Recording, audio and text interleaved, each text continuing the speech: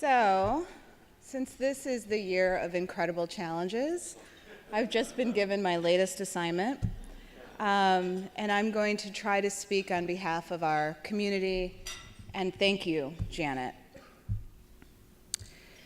So how do you honor a woman who, first of all, hates this kind of spotlight, eschews praise, sort of bats all praise away, and is really bossy, so she might interrupt me and make me stop speaking, right? So Janet, I will make this swift and to the point.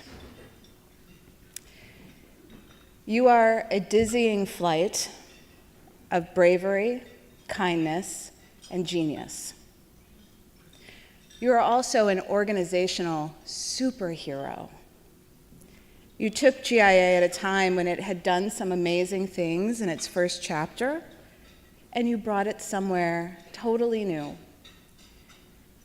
Through your posture of openness, you created a culture at GIA that is warm, down home, and unassuming. Adjectives you don't hear that often in art spaces. Because of your fierce mind, you created a space where folks leave the conference positively pissed that they missed some of the sessions, right? There are simply too many important ideas being discussed simultaneously here. We really get those emails. Please tamp down on the good ideas. Inspired, provoked, better for the programming, these are things you don't often hear about conferences. Because of your gigantic faith in humanity, you challenged yourself as a white person from South Dakota to look where many were not looking, at systemic racism, at institutional racism, at individual racism, and you looked inside of yourself for solutions. This is certainly not something that happens at this day and age across the country, but especially not often in philanthropy.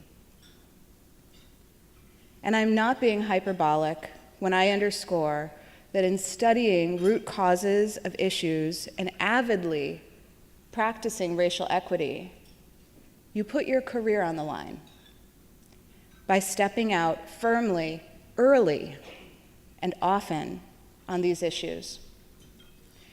If you've ever seen Janet speak on racism and not hide behind softer terms or nuance, please raise your hand.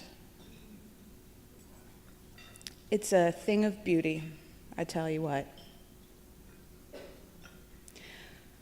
So how do you appreciate a person whose generous openness, fierce intellect, and gigantic faith and otherworldly courage has made not only philanthropy better, but our foundations stronger, and each of us smarter and kinder?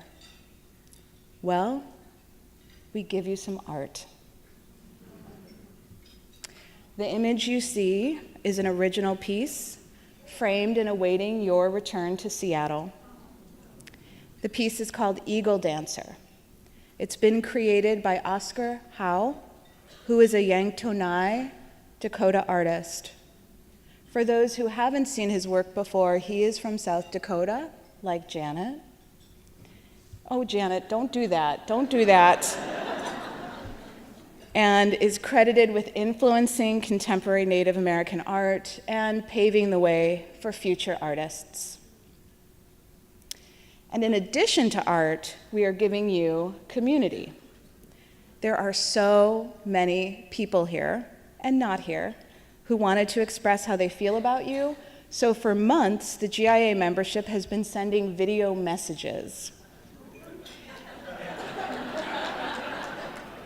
The staff has compiled a longer piece for you, a full-length piece that will be playing in the lobby after lunch. And if there are folks that haven't had a chance to record a message, you still have a chance to do so. There are instructions by the video.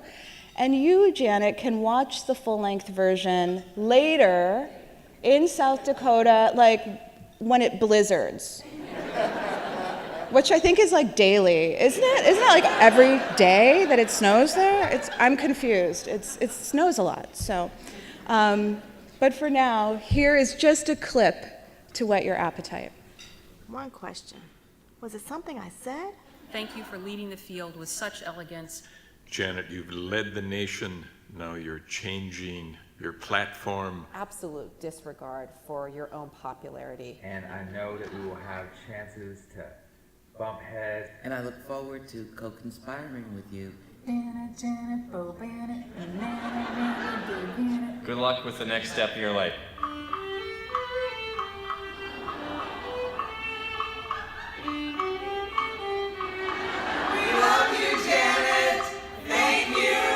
I'm gonna wash that man right out of my hair and Janet, how are you? I'm counting on our continuing to be in touch. You wanted to make the big tent bigger, and you did.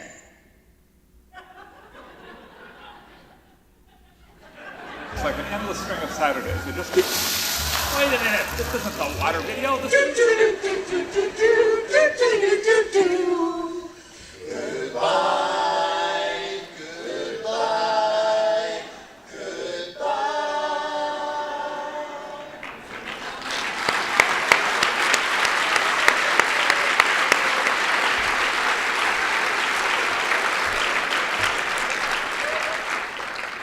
So yesterday we saw how many current and past board members are in the room. Can you just raise your hand again if you've ever served on the GIA board? And at the end of your service, how many of you got the scarf? Okay, right? So the scarf has become a whole thing. It's this badge of service, it's this sort of ascot, sort of silky, colorful. It's art, but functional design. Janet gives it to you when you finish serving on the board. So of course we said to her, when she announced her retirement, would you like a scarf? And she said, oh no, I don't wear those sorts of things.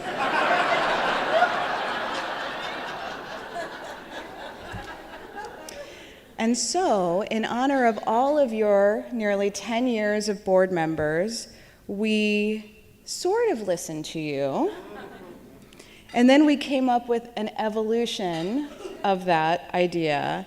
An ode to you, we valued function over pretense, and future over past. So our final gift to you, which I will open up for you so you know.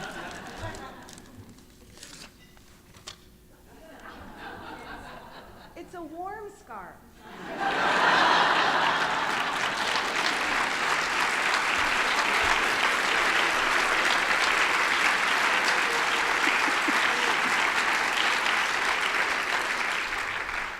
So, you like it? Okay, good.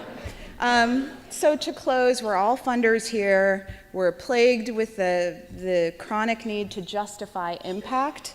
And so I wanted to officially code switch into funder speak for the end of my remarks and talk about how we can collectively understand the impact of Janet's time at GIA. Janet's main metric of success has been the elusive unicorn of sustainability. She has created an organization that is not dependent on geography. Its success doesn't hinge on one leader. Its voice is a concert of many voices. And most importantly, the urgency she has created in each of us to do more, to speak up, to share our thoughts, to be the change we want to see in philanthropy and the world will live on. Thank you, Janet Brown. We will keep going. We will not let you down. Thank you.